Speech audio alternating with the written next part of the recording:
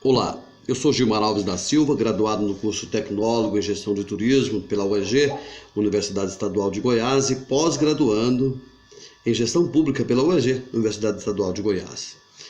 Apresento à banca o artigo da minha autoria, Inexigibilidade e Dispensa Licitatória, o processo de compra direta na Câmara Municipal de Niquelândia, sob orientação do professor Dr. Marajá João Alves de Mendonça Filho.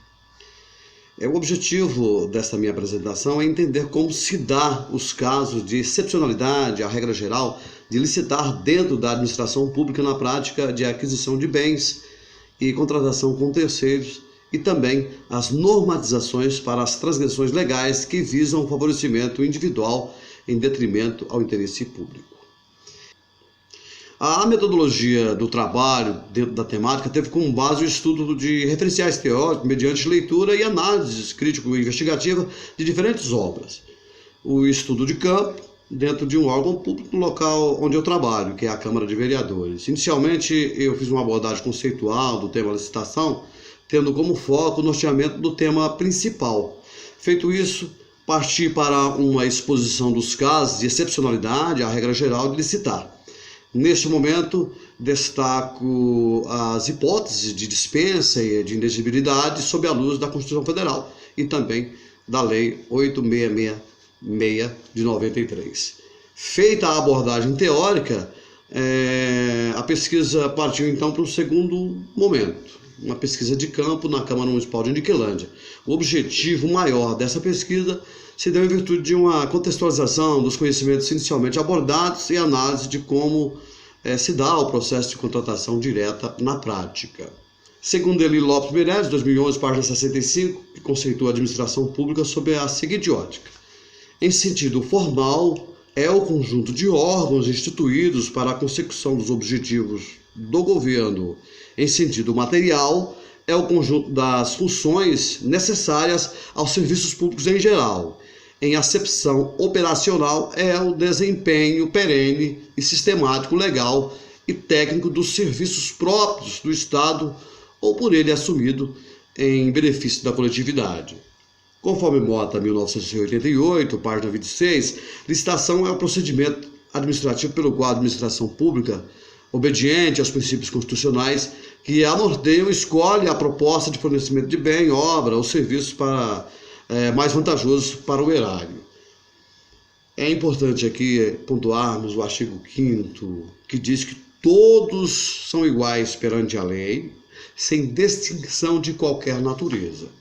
A contratação direta dispensa a inexigibilidade de licitação diz que o afastamento da regra geral de licitar está devidamente prevista na Lei 8666 de 93, a qual estabelece os casos de dispensa e inexigibilidade do certame licitatório.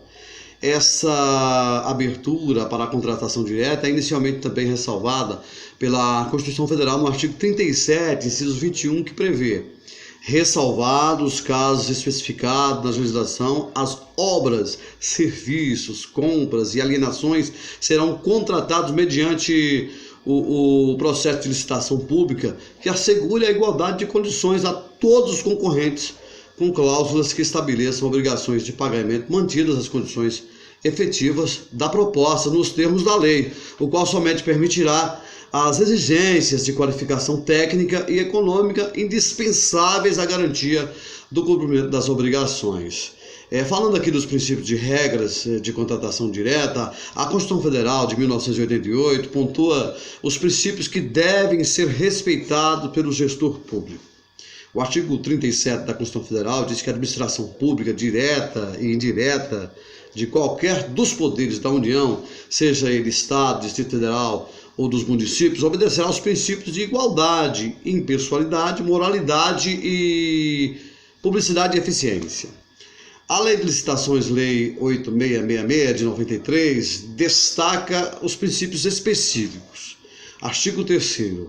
A licitação destina-se a garantir a observância do princípio constitucional da isonomia, a seleção da proposta mais vantajosa para a administração e a promoção do desenvolvimento nacional sustentável, e será processada e julgada em estrita conformidade com os princípios básicos da legalidade, da impessoalidade, da moralidade, da igualdade, da publicidade e da proibidade administrativa de vinculação a instrumentos convocatórios de julgamento objetivo e dos que são correlatos.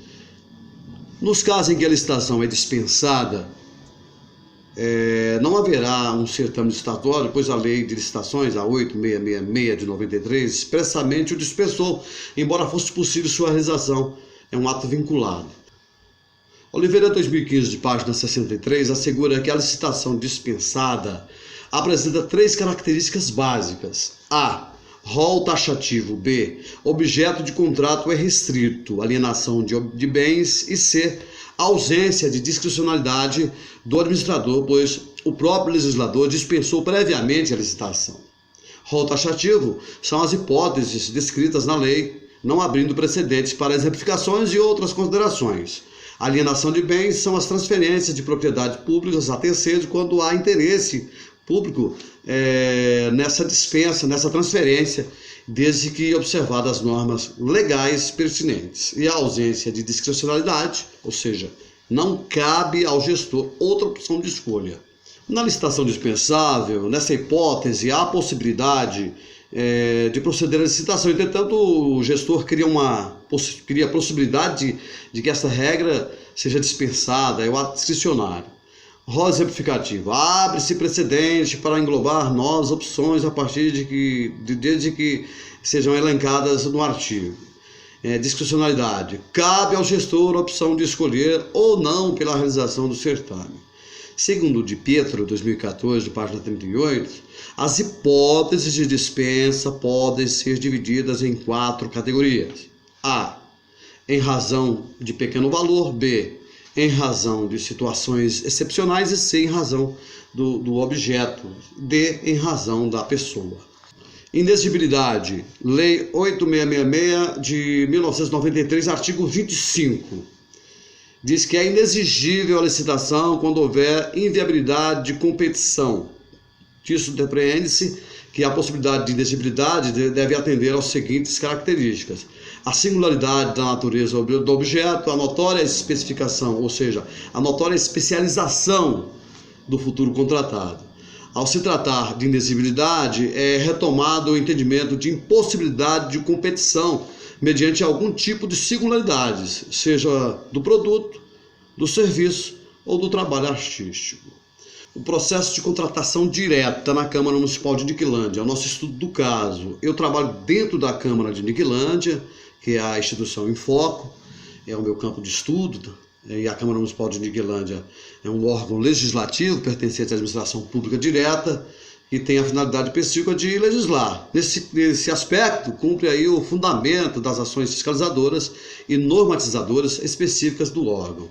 A administração financeira e orçamentária, bem como das aquisições de bens e serviços, é feita a partir da Lei 8666 de 93, das normatizações propostas na Instrução de Normativa número 015 de 2012, do TCM de Goiás, de 7 de novembro de 2012, dentre outros aparatos legais que deliberam aí sobre esta temática.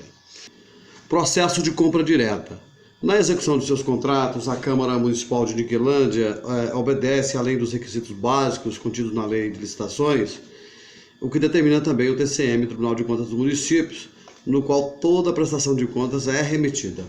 Para tanto, segue as orientações legais da Instrução Normativa número 15 de 2012, do TCM de Goiás, de 7 de novembro de 2012, que dispõe sobre procedimento para a formalização e apresentação ao Tribunal de Contas dos municípios. Segundo o TCM, o primeiro passo é solicitação básica, com perfeita descrição do objeto a ser adquirido, sendo vedado a escolha de marca, conforme dispõe o artigo 15, inciso 7º da Lei 8666 de 93. Nas compras deverão ser observadas ainda, primeiro, a especificação completa do bem a ser adquirido sem indicação da marca. O segundo passo, segundo o TCM, é a consulta de mercado, em que serão admitidos pelo menos 3 orçamentos, para que a estimativa seja válida. Dentre eles serão escolhidas a proposta de menor valor.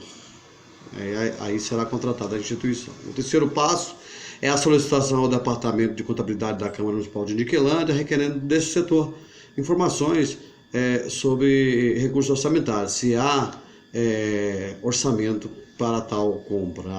A quarta etapa é a solicitação de declaração do controle interno do órgão responsável. Esse órgão vai proceder à análise legal e vai verificar se o processo está dentro do que determina as disposições para a dispensa de licitação, na forma do artigo 24, inciso 14º da Lei 8.666 de 93.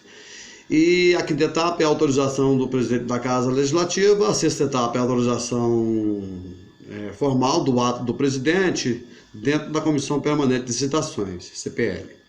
Sétima etapa é a nota fiscal da pessoa jurídica contratada com descrição de aquisição, seguida das certidões da empresa que atestam a sua regularidade fiscal. Oitava etapa é a avaliação do futuro contrato com o intuito de verificar a idoneidade institucional e a capacidade que essa empresa tem de cumprir suas obrigações contratuais. Esta é a oitava etapa.